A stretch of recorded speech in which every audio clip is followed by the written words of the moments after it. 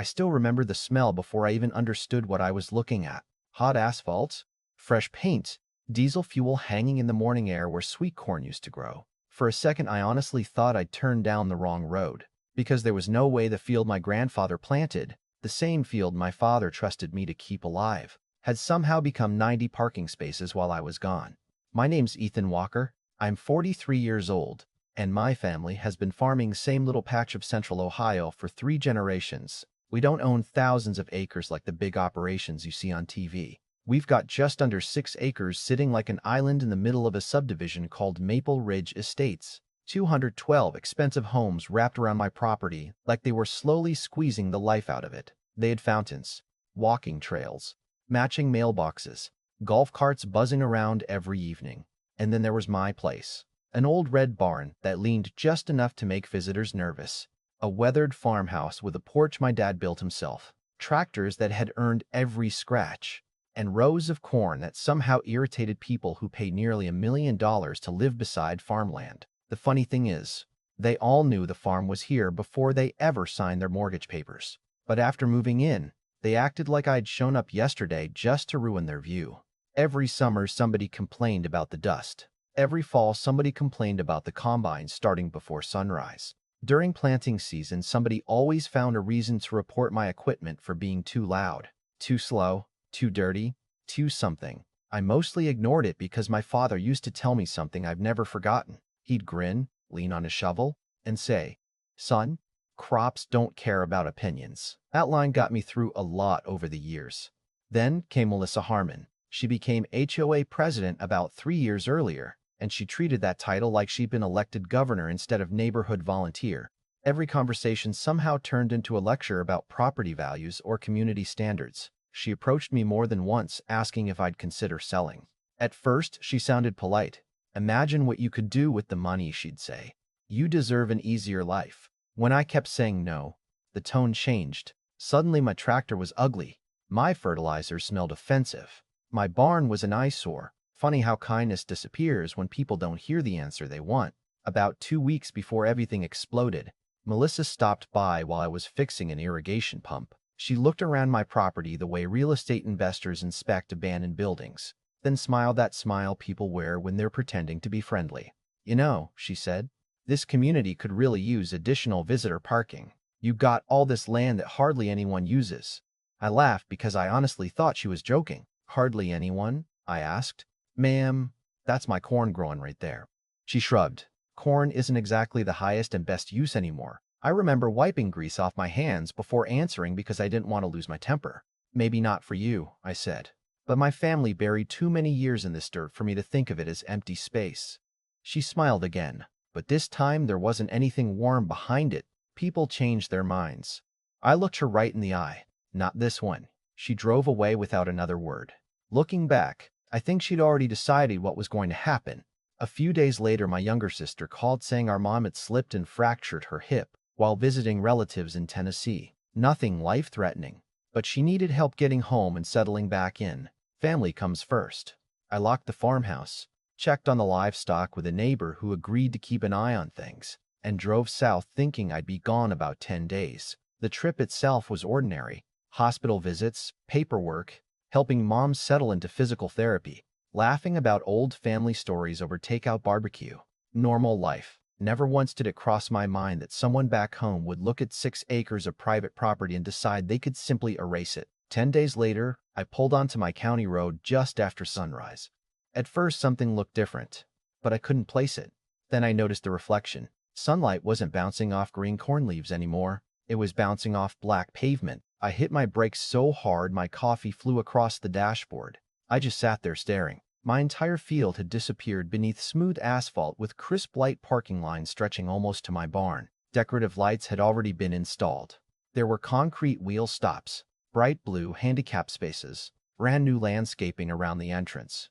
And standing near what used to be the center of my cornfield was a giant sign that read, "Maple Ridge Resident Parking. Unauthorized vehicles will be towed." I got out of my truck and walked across pavement that was still warm from the previous day's work. My boots made hollow sounds where corn roots should have been. I wasn't angry yet. Honestly, I was too confused to be angry. I kept thinking maybe this had to be some insane mistake. Maybe somebody had misread a survey. Maybe the contractors had the wrong parcel number. Then I noticed county permit paperwork taped inside a weatherproof display box near the entrance. I pulled it out, and that's when I saw my name, my signature approving construction. Except it wasn't my signature. Somebody had forged it, and suddenly every strange conversation, every complaint, every fake smile from Melissa Harmon snapped together like pieces of a puzzle. I looked back across that parking lot, and for the first time something my dad once tucked away in an old filing cabinet floated into my memory. A folder he had always called the one thing nobody should ever forget. That old folder was exactly where Dad had always kept it, buried beneath faded tax returns, handwritten crop notes, and yellowed warranty papers for equipment we no longer owned. I carried it to the kitchen table, brushed 20 years of dust off the cover, and opened it almost absent-mindedly, expecting maybe an old survey or a deed I had forgotten about. Instead, the very first page stopped me cold. It was a lease agreement dated August 1988 between my father, Harold Walker, and the original developer who had built Maple Ridge before there was ever an HOA. The agreement allowed the subdivision to install its underground septic drainage system beneath part of our property because the natural slope of our land made it the only practical location for the drainage field. Dad had charged them exactly $1 a year. $1. Typical Dad. He believed neighbors should help neighbors if they could. But the sentence halfway down page 3 changed everything. The lease expired automatically after 35 years unless renewed in writing by both parties. I checked the expiration date twice because I couldn't believe what I was reading. 4 months earlier, the lease had expired. No renewal, no amendment, no extension, nothing. I leaned back in my chair and just stared at the ceiling for a while. I wasn't celebrating, not yet. Mostly I was wondering how an organization obsessed with paperwork, rules, and regulations could overlook something this enormous. Then another thought hit me. If they had ignored the lease, what else had they ignored? I called my attorney, Daniel Brooks, a quiet man who had handled our family's legal work for years. I drove straight to his office with the folder sitting on the passenger seat like it contained dynamite. Daniel spent nearly 40 minutes reading every page before finally removing his glasses. "Ethan," he said calmly, "if these documents are authentic, your problem isn't the parking lot anymore." "What do you mean?" I asked. He folded his hands together. "Your land isn't just supporting crops. It's supporting their entire wastewater infrastructure." I frowned. "The whole neighborhood?" He nodded. "Every single home connected to the original system." I remember laughing because it sounded ridiculous. "You're telling me 200 families flush their toilets through my property?" "That's exactly what I'm telling you." For the first time since seeing the parking lot, I felt something shift inside me. Not revenge, not satisfaction. Control. Melissa thought she'd cornered the farmer with the little field nobody respected anymore. She had absolutely no idea she built her victory on top of the only piece of leverage that actually mattered. Daniel didn't tell me to sue immediately. In fact, he advised the opposite. "Don't threaten anybody," he said. "Document everything. Build your position. Let the facts do the talking." The next morning, I hired a licensed surveyor named Rick Palmer. Gray beard, sunburned neck, 30 years of experience. The kind of man who trusted measurements more than opinions. We spent an entire day walking what used to be my cornfield while construction crews had already vanished, convinced the project was finished. Rick unpacked old county plats, modern GPS equipment, underground utility maps, and historical engineering drawings. By noon, he looked over at me and whistled softly. "Well," he muttered, "this is about as bad as it gets." Orange paint began appearing across the shiny new asphalt. Long, straight lines, large circles, symbols only engineers understood. Every spray mark represented something buried beneath the pavement. Main distribution pipes, collection lines, drainage chambers, inspection ports. The farther Rick mapped, the worse it became. Nearly 80% of the new parking lot sat directly over protected portions of the septic field. Heavy vehicle traffic alone could eventually damage the system. I watched him finish his final measurements before asking the question that had been sitting in my head all afternoon. How expensive would it be if they had to move all this? Rick actually laughed. "You got a calculator? Sure, throw it away. It won't be enough." By the end of the week, Daniel had assembled a complete package: certified survey, photographs, drone images, historical deeds, the expired lease, damage estimates showing the destruction of my crop, topsoil restoration, drainage correction, and lost income totaling just over $71,000. Everything was documented. Every page, every signature, every date. Then I did something Melissa never expected. I didn't send a threatening letter. I planted signs. 10 of them. Bright white signs mounted along the edge of the new parking lot. Private property. Underground utility. Lease expired. Unauthorized occupation under legal review. I made sure every sign stayed within my property boundary. Then I photographed every single one with timestamps. It didn't even take 2 hours before homeowners started calling the HOA asking what the signs meant. That afternoon, Melissa pulled into my driveway in a spotless white SUV wearing sunglasses that somehow made every conversation feel like an interrogation. She stepped out smiling the same practiced smile she'd worn for years. "Ethan," she said sweetly, "there seems to have been a misunderstanding." I leaned against my truck. "Does there? Construction companies occasionally make clerical mistakes. Forgery isn't clerical." Her smile stiffened. "Let's not use dramatic language." I reached into my folder and handed her a copy of the expired lease. She glanced at the first page without concern. Then she noticed the expiration date. I actually watched the confidence leave her face. It wasn't dramatic. It was subtle. Her eyebrows tightened. Her jaw shifted ever so slightly. She read that page again, slower this time. "I've never seen this before," she finally admitted. "I believe you," I answered.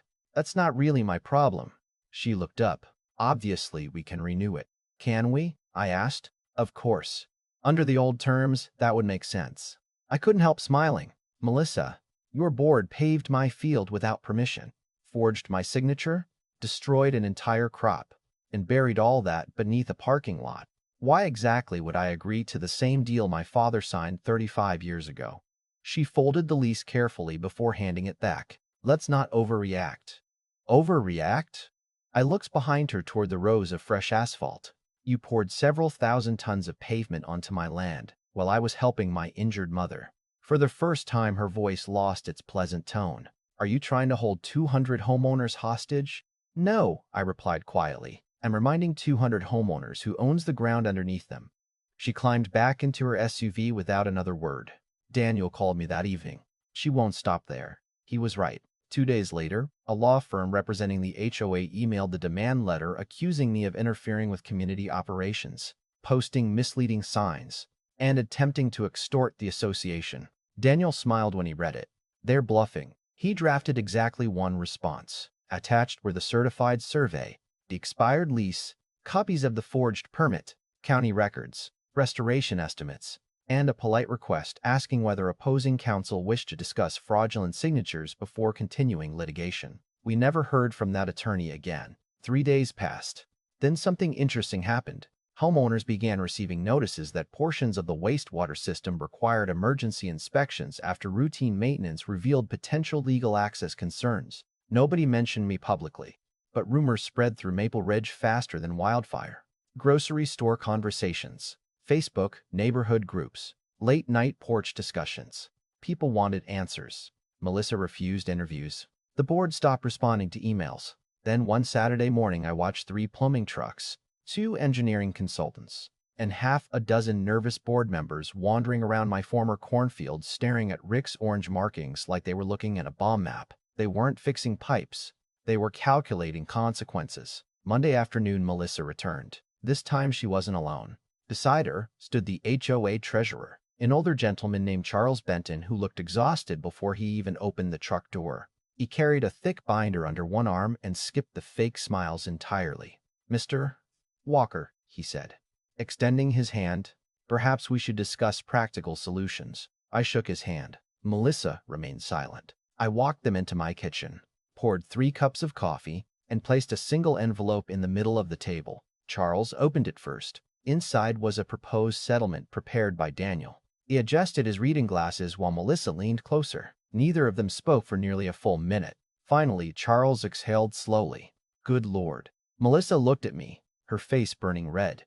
"You cannot possibly be serious." I met her eyes without raising my voice. "Actually, I've never been more serious in my life." And that was the moment the conversation truly began. Melissa stared at the agreement for what felt like forever, then slowly pushed her chair back. "You're really willing to put 200 families through this over a cornfield?" she asked. I looked out the kitchen window toward the black pavement covering land my grandfather had worked with horses long before Maple Ridge had ever existed. No, I answered quietly. I'm willing to protect what my family spent 3 generations building. Those aren't the same thing. Charles, the HOA treasurer, finally broke a silence. He had spent the last 10 minutes comparing the engineering estimates with the association's reserve funds, and the expression on his face told the whole story. Melissa, he sighed. If we fight this, we lose millions. If we settle, we lose our pride. Financially, this isn't even a decision. She shook her head in disbelief. You're choosing him over the community? Charles answered without hesitation. No, I'm choosing the community over your mistake. Those words hit harder than anything I could have said. Melissa looked down one last time, picked up the pen, and signed.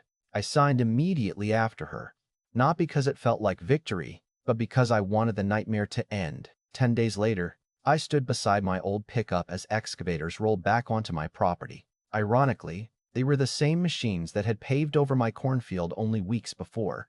Their engines roared to life. Hydraulic arms lifted, and the first bucket tore straight through the fresh asphalt. The sound echoed across the neighborhood. Residents gathered on sidewalks, some recording with their phones, others simply watching in stunned silence as the parking lot they'd celebrated during the ribbon-cutting ceremony disappeared piece by piece. One contractor climbed down before starting his section and walked over to me. Mr. Walker, he said. I just wanted to apologize. We honestly believed every permit was legitimate. I nodded. I figured did. He looked toward the parking lot and shook his head. I've been building for almost 30 years. Never seen a project get erased this fast. By the end of the week, every strip of asphalt was gone. Fresh topsoil replaced compacted gravel. Drainage channels were rebuilt. Independent inspectors tested the soil until it met agricultural standards again. When I planted a cover crop that fall, I knew it would take time before the land fully recovered. But seeing green shoots push through the dirt where parking spaces used to be reminded me that some things can heal if people stop standing in the way. The settlement money arrived exactly as promised. Restoration costs were paid in full. 6 months of lease payments landed in my account before the deadline. After that, monthly transfers arrived so consistently you could almost set a clock by them. Every quarter, engineers emailed me asking permission before entering my property to inspect the septic system. Funny how people suddenly become experts on respecting boundaries once a legal contract starts costing them real money. The biggest surprise came a month later. Melissa resigned before the annual HOA election. Officially, she cited personal reasons, but everyone in Maple Ridge knew the truth. Homeowners demanded answers about the forged permit, the expired lease, and the decisions made behind closed doors. A completely new board took over, promising transparency and stricter oversight. One afternoon, the new president stopped by carrying a fruit basket and an apology. He admitted the neighborhood had treated me like an obstacle instead of a neighbor. I thanked him for saying it, but handed the basket back with a smile. No hard feelings, I said. Just remember something. We're not neighbors because of shared fences. We're neighbors because we respect each other's property. He nodded, shook my hand, and drove away. Looking back now, people often ask if getting even felt as satisfying as they imagine. Honestly, not really. Watching asphalt disappear was nice, but watching corn grow there again meant so much more. Revenge only lasts a moment. Restoring something your family almost lost that stays with you. My father trusted people enough to lease that land for $1 a year because he believed a handshake still meant something. I honored that kindness until someone confused kindness with weakness. They looked at my farm and saw empty land waiting to be claimed. I looked at it and saw my grandfather's sweat, my father's sacrifice, and a promise I'd made to keep this place alive for the next generation. In the end, the parking lot wasn't their biggest mistake. Forgetting that someone else owned the ground beneath it was. So now I'd love to hear what you think. If someone secretly built on your land while you were away, would you have accepted an apology and moved on? Or would you have enforced every legal right you had just like I did? Let me know down in the comments because stories like this always divide people, and I'm genuinely curious where you think the line between forgiveness and accountability should be. If you enjoyed this story, don't forget to like, subscribe, and share it with someone who believes respect starts with asking permission before you take what isn't yours.